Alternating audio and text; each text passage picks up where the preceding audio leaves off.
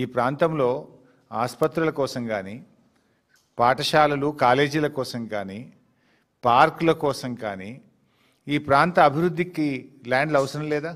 మొన్న Jubilee hills ఎన్నికల్లో చూసాం, హడావిడిగా రేవంత్ రెడ్డి గారు ముస్లిం గ్రేవ్ యార్డ్కు కబ్రస్థాన్కు ల్యాండ్ కేటాయిస్తే అది మిలిటరీ వాళ్ళు వచ్చి మా ల్యాండ్ అన్నారు.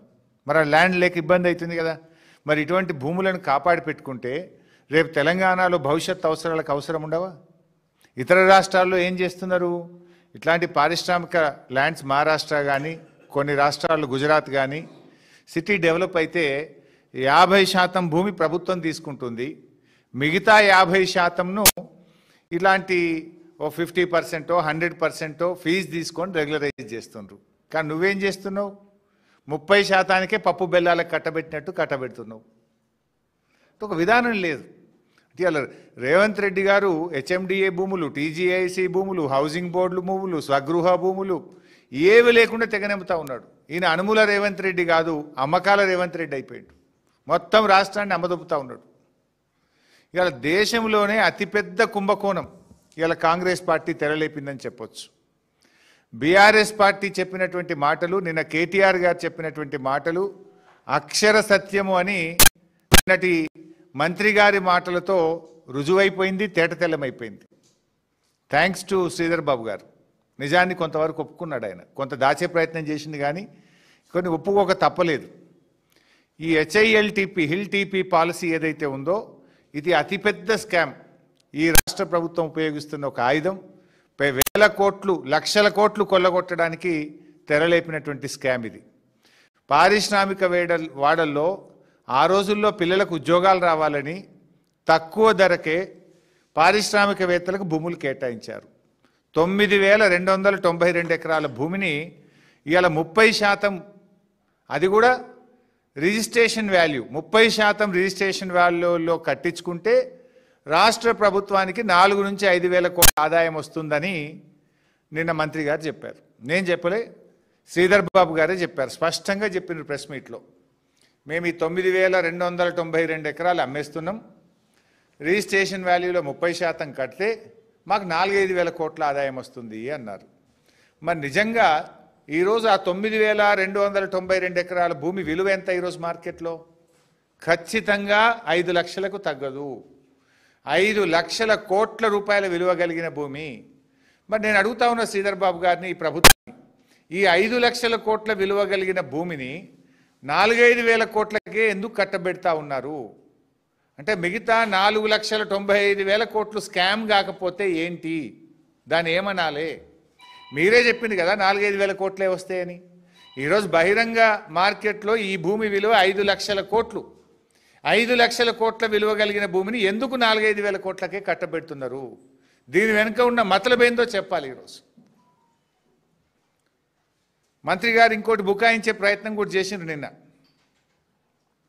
లేలే, ఇది 9,292 ఎకరాల భూమి కాదు, ఇలా రోడ్లు మోరీలు బొంగ 4,740 ఉంటుంది అని ఒక అబద్ధాన్ని చెప్పే ప్రయత్నం చేసిండ్రు. నేను అథారిటీగా చెప్తున్నాను, ఎందుకంటే ఆ రోజు cabinet sub committee on revenue resource mobilisation చైర్మన్గా నేను పనిచేసిన. ఆ రోజు ఆర్థిక మంత్రిగా క్యాబినెట్ సబ్ కమిటీ చైర్మన్గా నేనున్నాను. నాతో పాటు కేటీఆర్ గారు, ప్రశాంత్ రెడ్డి గారు, ఇంకా కొంతమంది గౌరవ మంత్రులు సభ్యులుగా ఆ రోజు పనిచేసినారు. ఈ ప్రతిపాదన మా ముందుకు కూడా వచ్చింది. I know all these details. ఎందుకంటే మంత్రి గారు నువ్వు చెప్తున్నది శుద్ధ అబద్ధం. నేను సవాల్ చేస్తున్న శ్రీధర్ బాబు గారికి, నిజంగా 4,740 ఎకరాలే ఈ ప్రభుత్వం పెట్టిందా? దీని మీద బహిరంగ చర్చకు నువ్వు సిద్ధంగా ఉన్నావా? సగం మోరీలకు పోతుంది, రోడ్లకు పోతుందని ఇట్లా బుకాయించగానే ఇక ఎదుటోడేం మాట్లాడాడు, వానికి ఏం తెలియదు అనుకుంటున్నావా? మేము కూడా ఆ రోజు ప్రభుత్వంలో ఉన్నాం కదా. అంటే దాన్ని తగ్గించి, సగానికి సగం తగ్గించి చూపే ప్రయత్నం చేస్తూ ఉన్నాడు శ్రీధర్ బాబు గారు. అంటే భూ కుంభకోణం యొక్క విస్తీర్ణాన్ని సగానికి సగం తగ్గించాలనేటువంటి విఫలయత్నానికి శ్రీధర్ బాబు గారు పాల్పడుతూ ఉన్నారు.